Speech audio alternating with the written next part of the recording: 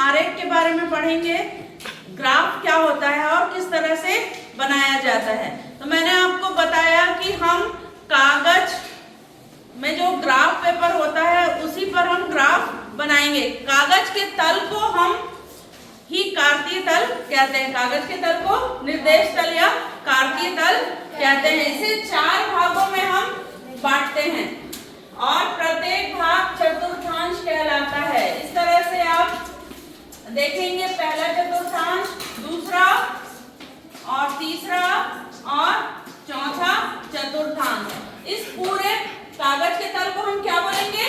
कार्तीय तल या निर्देश तल। इसे हम चतुर्थांश बोलते हैं। पहला चतुर्थांश, दूसरा, तीसरा और चौथा। अब हम देखते हैं, ये दो आड़ी लाइन और खड़ी लाइन दिख रही है आपको, ये कहलाता है एक्स अक्ष और ये वाई अक्ष। आड़ी लाइन को हम बोलेंगे एक्स अक्ष और खड़ी लाइन को बोलेंगे वाई अक्ष। संख्या रेखा के बारे में भी हम जानते हैं। इस तरफ हम जाते हैं तो हमें मिलते हैं पॉजिटिव नंबर, धनात्मक संख्याएं, और इस तरफ ऋणात्मक संख्याएं। उसी प्रकार से वाई अक्ष में भी इधर हमें पॉजिटिव और इधर नेगेटिव नंबर मिलेंगे।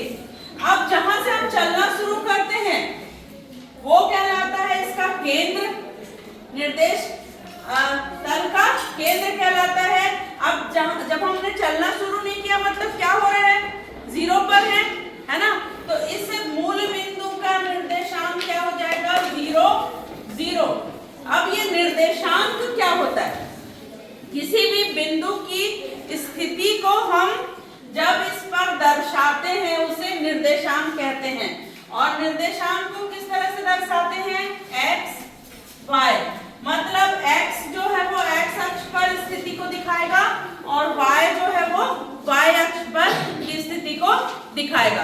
अब हमारे पास कुछ प्रश्न है जिसे हम इस ग्राफ में प्रदर्शित करेंगे। हमारे पास पहला पॉइंट दिया है 2, 5 और दिया है ऋण 3, 4 और है 1, ऋण 1, ऋण 3, ऋण 2। अब यहाँ पर आप देखो x अक्ष पर y की स्थिति 0 रहेगी, उसी प्रकार से y अक्ष पर x की स्थिति 0 रहेगी। अब पहला हम इसको दर्शाते हैं 2 और 5 को। तो स्केल सभी के पास है ना? स्केल की सहायता से आप करोगे। x अक्ष की स्थिति क्या है? 2 और y में 5। तो यहाँ पर 2 पर जाओगे और इसके सिद्धांत पे जाओगे 5 तक के। यहाँ पर पॉइंट आपके पास डब्बे डब्बे बने होंगे, उसके पॉइंट पर यहाँ आप देखोगे ये स्थिति हो जाएगी हमारी 2 और 5। ठीक है, पहला बिंदु बना लिया। दूसरा हमको क्या दिया है? ऋण 3, 4।